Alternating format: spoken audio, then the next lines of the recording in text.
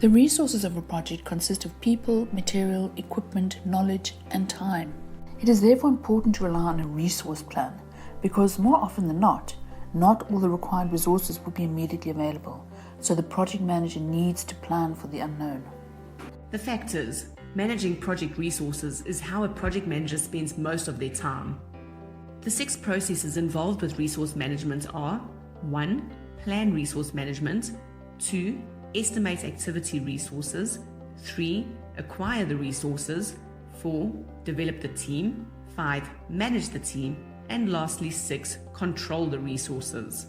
Developing the human resources needs to include headings such as roles and responsibilities, organizational charts, and staffing management plans. Therefore, it is important that a project manager be a leader who is good with people and able to guide and motivate them.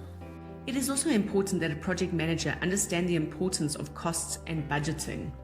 An accurate cost estimate is critical for deciding whether to take on a project and ensuring that projects remain financially feasible to avoid cost overruns. Project costs can be divided into 2 main categories, namely direct and indirect costs.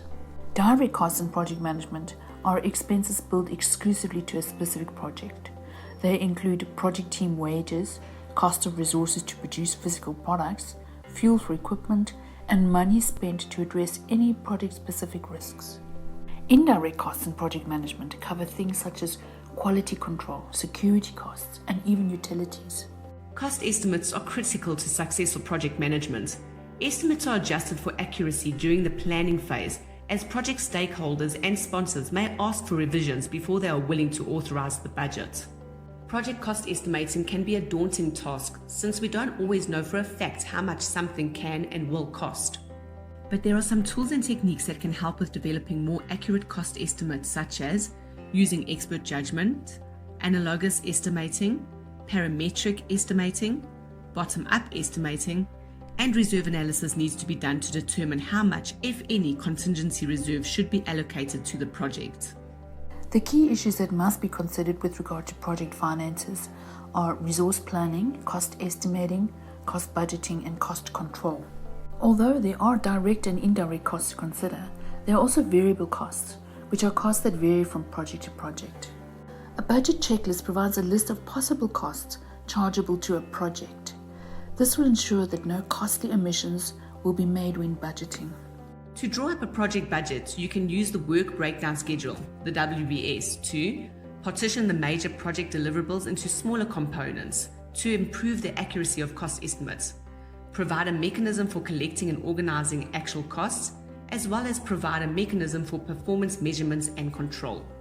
For any estimate to be correct, the following is very important. 1.